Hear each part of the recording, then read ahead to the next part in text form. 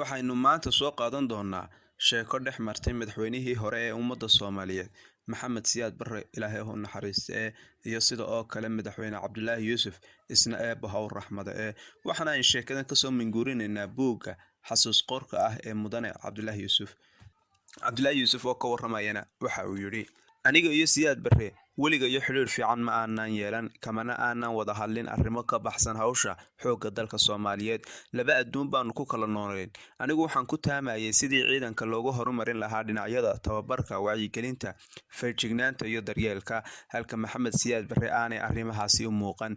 bishii Janaayo 1969 ayuu Siyaad Barre oo kaligiis ahi goor galabnimo ah gurigayga iga soo qaaday wuxuu i geeyay xeradii taangiyada oo ku tilay ceel cadde saraakiisha xerada joogtay buu ka wareysay xaaladda ay taangiyadu ku sugan yihiin heerka dayactirkooda uu marayo iyo sida ay hawlgalka u yihiin waxay ugu jawaabeen in ay taangiyadu fiican yihiin hawlgalna ay yihiin markii aanu ka soo noqonnay ayuu sheeko aan la yaabay oo waliba aanan ka filanayn ee bilaabay wuxuu igu yiri Cabdilaahi waad la socotaa meesha uu wadanku maanta marayo goboladii Soomaaliyeed ee Kenya haysatay farihiina way ka baxeen isagoo ula jeeday heshiiskii Arusha musuqmaasuq iyo habxumo baahsan ayaa dalka ka jirta doorashooyinka waa lagu shubtaa kuwa soo socda oo bisha Maarso dhici doonana waa lagu shuban doonaa ee Cabdilaahi aynu wadanka badbaadino hadalkaas waa uu iga yaabiyay waxaana ay cadaatay in taliyuhu afgambi wado waxaan ku iri taliya askar baynu nahay xilli wuxuu inaga saaran yahay difaaca dalka ee yaynaan faragelin hawlo aan inagayna khuseyn oo aynu u dayno cid ay khuseyso intuu xanaaqay buu igu yiri idinku ma rumaysnidin in cid kale dalka u talin karto waxaan ku iri annaga oo aya ah waa idinka oo Maxamuud Saleebaan ah waxaan ku iri taliya anigu qabiilka lama aanan hadlin Maxamuud Saleebaanka aad sheegaysidna anigu wax kuma qabo weligayna wax kama aanan doonan ee waa adiga ninka ay taliyaha ka dhigeen oo maalin walba ay darajo hor loo dalacsiinayaan caruurtana la korshaan hadalkaygii buu aad u dhibsaday markaas buu xoog baabuurkii u soo waday oo kolkii uu gurigayga i keenayna igu yiri iga dig iimaan laawo yahow ninkii iimaan la waa la arki doonaa baan ku iri inta aan salaamay Siyaad Barre wuxuu gartay in wixii uu la hursanaa ay dibadda u soo baxeen wuxuuna ka baqay in aan warkiisa faafiyo balse isaga ayaa shaki qabay ma aha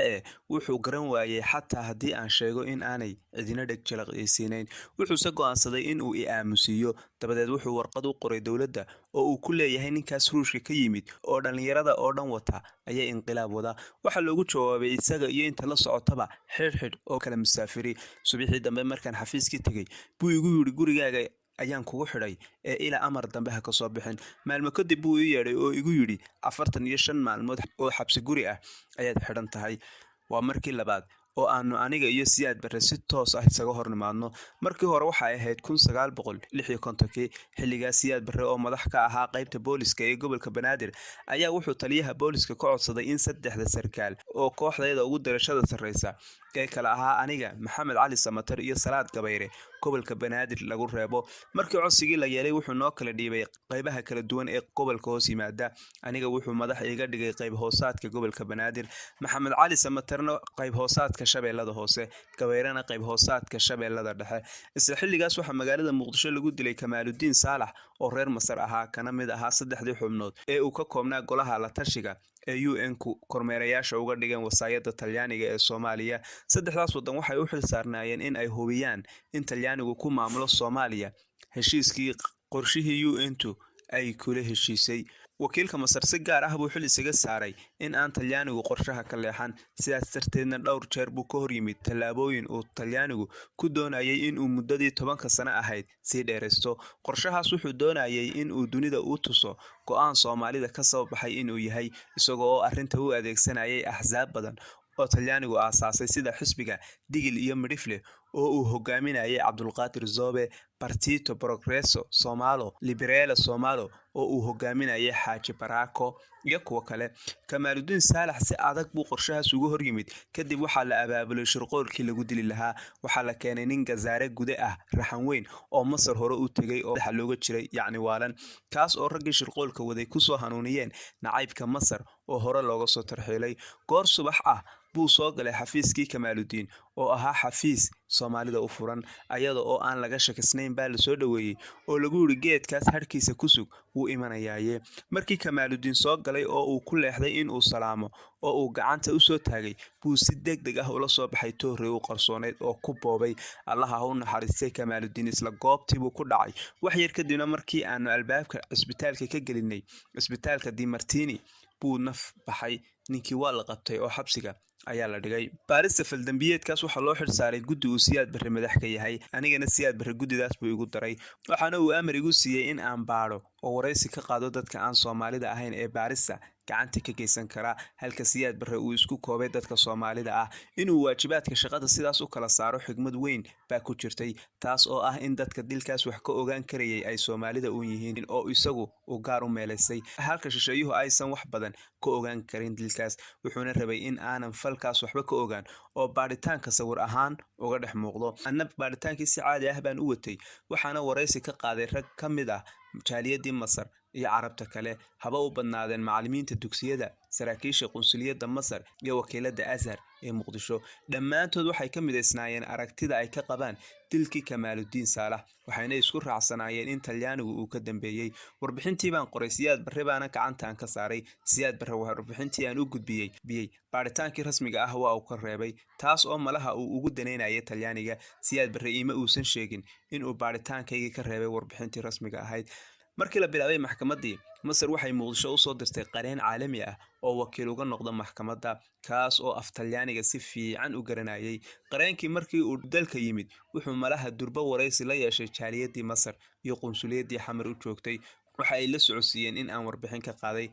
maxkamadda markii la furay oo xeer ilaaliyihii Talyaaniga ahaa doodiisii meesha ka jeediyay baa waxa isaagay garyaqaankii Masar wuxuu weydiiyay in baaritaanka rasmiga ah uu ku eegyahay intaas maxkamadda la hor keenay waxa loogu jawaabay haa dabadeed waxa uu codsaday in maxkamadda la hor keeno raggii baarista ku lug lahaa oo dhan si uu su'aalo u weydiiyo sidaas darteed baa la igu keenay maxkamadda horteeda garyaqaankii Masar waxa uu su'aalay in aan guddida baarista ku jiray taas oo aan u xaqiijiyay dabadeed wuxuu weydiiyay in dadkii aan wareysiga ka qaaday aan warbixin ka qoray taasna waanu xaqiijiyay markaas buu weydiiyay meesha aan geeyay barnaamij baaritaankii aan sameeyay waxaan ugu jawaabay in aan taliyaha u dhiibay garyaqaankii wuxuu ku jeesaday Siyaad Barre oo ku yiri meeday warbixintii uu Cabdilaahi soo qoray Siyaad Barre wuu inkiray in aan warbixin u dhiibay wuxuu weydiiyay sababta uu qarinayo warbixinta waxa kale oo uu in amar lagu siiyay inuu sidaas yeelo amaba uu baqay Siyaad Barre wuu khalkhalay garyaqaankii reer Masar wuxuu maxkamadda weydiisay in dukumentigii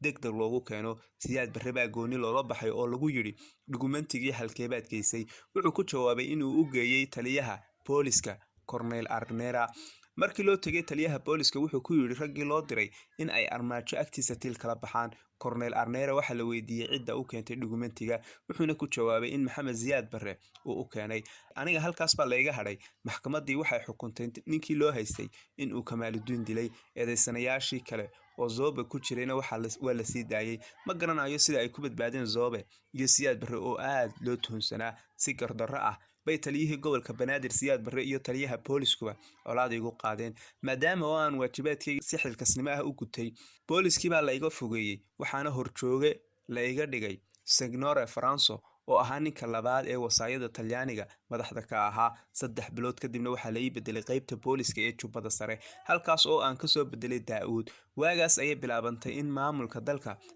tartiib lagu wareejiyo Soomaalida Siyaad Barre afgambigii kadib wuxuu soo dhaweeyay raggii arrintaas si uun wax uga ogaa kuwaas oo kala ahaa Zobe iyo garyaqaan Carlo Prisco oo waagaas dalka ka ahaa xeer ilaaliye guud Zobe wuxuu madax uga dhigay wakaaladda muuska oo ahayd hay'adda ugu weyn ee ka mas'uulka ahayd dhaqaalaha Soomaaliya ee xilligaas garyaqaan Priscona waxa la siiyay waraaq cad oo uu mashaariicda dalka laga fulinayo ku dilaali karo dalka oo dhanna waa laga ogyahay fadeexadii ka dhalatay mashruucii bacriminta ee shirkadda oo Prisco watay dhismaheedu ka dambeeyay arrintaas waxay sababtay in eedan Siyaad Barre loogaga soo jeediyo